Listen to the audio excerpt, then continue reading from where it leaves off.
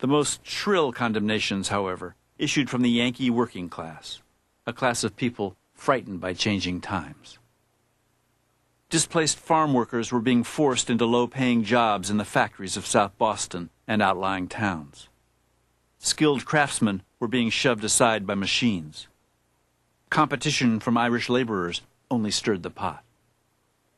The average pay of an Irishman per day in Ireland was 8 cents. So can you imagine? Over here, an average workman was paid $1.25 a day. And here's a guy who's willing to work for somewhere between 8 cents and $1.25. I mean, you obviously didn't like him instantly the minute you heard about him. Popular depictions of the Irish, the wild Irish as they were called, would grow more and more cruel. In the press, they were portrayed as drunken, dim-witted, addicted to a fight, simian, and as Catholics, a threat to democracy itself. And the numbers were alarming. While Protestantism was splintering into new evangelical sects, Catholics were on their way to becoming the largest denomination in America. In the 1850s, the number of naturalized citizens in Massachusetts, most of them from Ireland, tripled. Catholics, suddenly they're becoming not so much of a minority. In some cities, they're becoming close to a majority. And for the first time in American history, you have the idea of political power is going to pass to another religious group. To Protestants who had been raised on a tradition that popery was a threat to American freedom, that their ancestors had spent the years before the Revolution fighting against the popish French and the Spanish. Here they were on their doorstep, these popish Irish.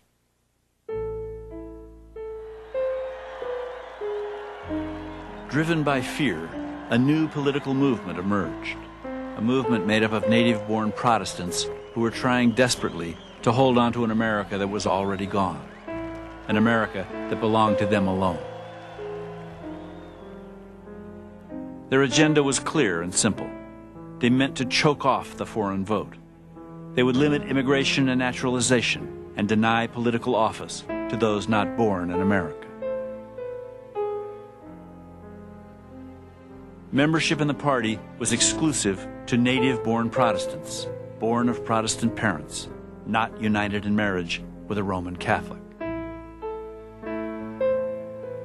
They had many elements of the Ku Klux Klan. There was some guy from Baltimore, I think he was called the Grand Triumvirate Illustrator. I can't remember the names that they had. And they had secret handshakes and eye signals, and God knows every time they twitched, I guess they communicated. And when you asked them anything about their organization, they were taught to say, "I know nothing."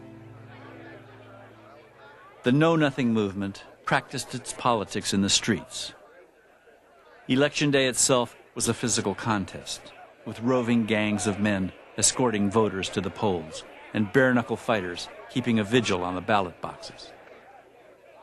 Out of this political street brawl, the Know Nothings created one of the most successful third-party movements in American history. In 1855, they won governorships in Kentucky, California, and Rhode Island, and took over the state legislature in Massachusetts. They had a former president, Millard Fillmore, as their chief spokesman. So they had a lot of people with some prestige fronting for them because they thought that they could be built up into a national movement, and they had a formidable group in the House of Representatives, 40 or 50 people, and a number of senators. So they definitely were a considerable worry. The nativists were passionate, they were bold, and they were principled, after a fashion. But they couldn't count.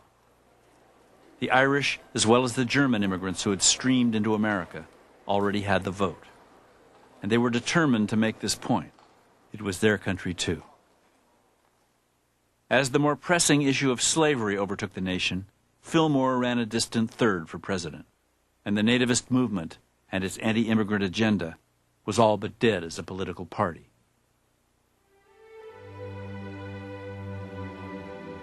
But in the few years the Know Nothings held sway, they made a lasting, if ironic, contribution. They helped to create the first story of Irish America, the story that provided these immigrants a new identity for a new world. To be Irish, as the Croconians and the Carrymen and the Fardowns like to tell the tale, was to be up against it, exiled from their homeland, impoverished, persecuted. To be Irish was to be just wild enough to stand up and fight for what was yours. To be Irish was to be thick-skinned and survivor tough, and to know the value of sticking together. I think for many of them, the first sense they had of being Irish was when they got to the United States, because people didn't care what parish they were from or what county. What mattered to people in America, they were just Irish. And in a sense, I think some of them woke up to that Irish identity for the first time when they got to the United States. That they weren't Corkonians or members of a certain parish, they were Irish.